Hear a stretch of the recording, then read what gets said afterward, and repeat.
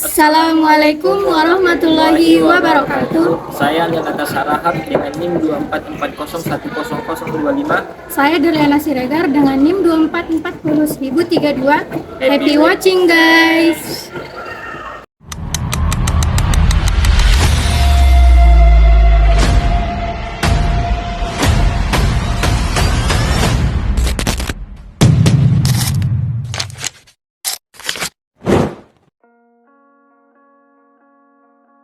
Teori biaya Islam.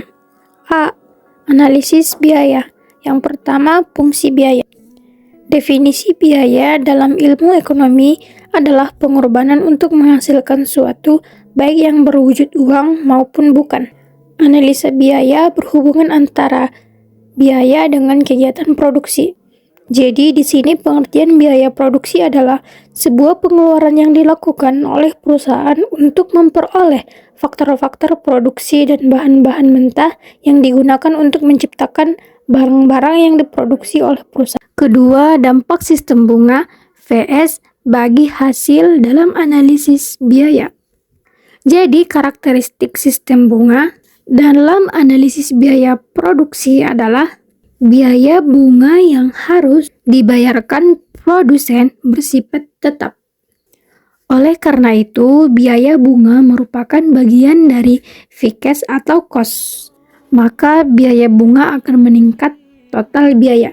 Analisis biaya produksi dibedakan menjadi dua, meliputi pertama, biaya jangka pendek, dua, biaya jangka panjang. Selanjutnya yang kedua, dampak sistem bunga PS bagi hasil dalam analisis biaya. Karakteristik sistem bunga dalam analisis biaya produksi adalah biaya bunga yang harus dibayarkan produsen bersifat tetap. Ketiga, revenue sharing PS profit sharing. Dalam akad Islam dikenal istilah akad muharabah, yaitu akad antara si pemodal dengan si pelaksana. Sebelum terjadinya akad, terlebih dahulu dibuat kesepakatan nisbah yang akan diterima di si pemodal dan si pelaksana.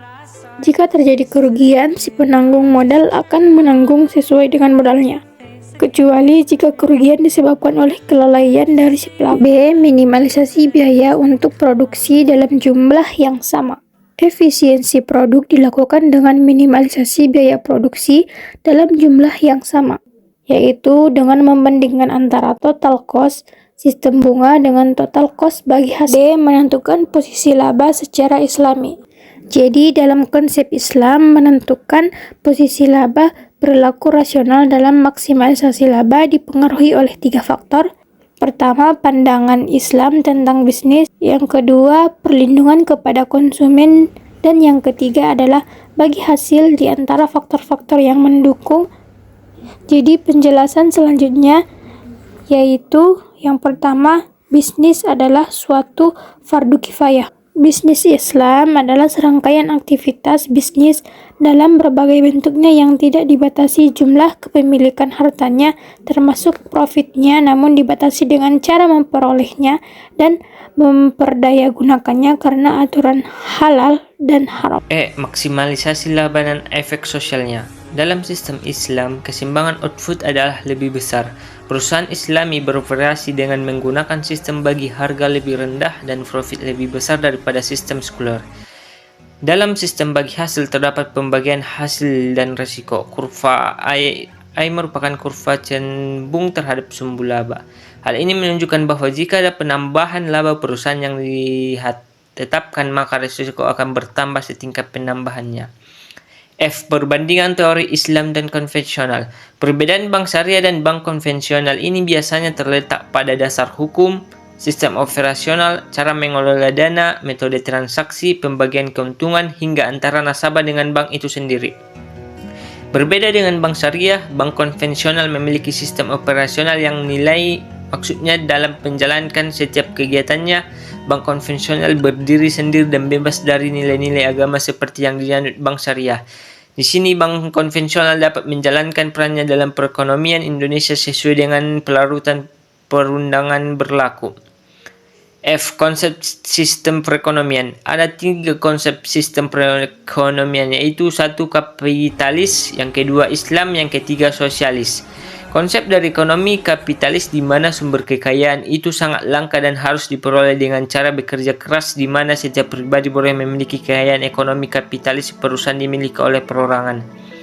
Sementara Islam mempunyai suatu konsep yang berbeda mengenai kekayaan. Semua kekayaan di dunia adalah milik dari Allah Subhanahu wa Ta'ala yang dititipkan kepada kita, dan kekayaan yang kita miliki harus diperoleh dengan cara yang halal.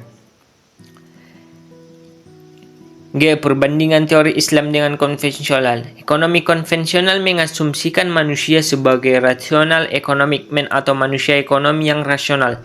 Sedangkan ekonomi Islam adalah suatu ekonomi berdasar membentuk manusia ekonomi yang berkarakter Islami atau Islamik. Economic man pada ketuhanan ada suatu perbedaan pokok di dalam paradigma antara ekonomi Islam dan ekonomi konvensional. Ekonomi yang konvensional memandang suatu ilmu pengetahuan sebagai suatu yang sekuler, sementara ekonomi Islam dibangun didasarkan pada prinsip religius. Ekonomi Islam bukan sekedar ilmu ekonomi konvensional yang aspek normatifnya diganti dengan ajaran-ajaran Islam, tetapi lebih jauh dari itu. Ilmu ekonomi Islam memandang apa yang ada dan terjadi sebagai sebuah fenomena dalam dunia yang tunduk pada sunnatullah, serta menempatkannya dalam kacamata tauhid. Hal ini tentu saja berbeda dengan ilmu ekonomi konvensional yang meskipun tidak dinyatakan secara eksplisit mendasarkan dirinya pada filsafat materialisme, yaitu bahwa segala yang ada adalah dunia materi atau kebedaan.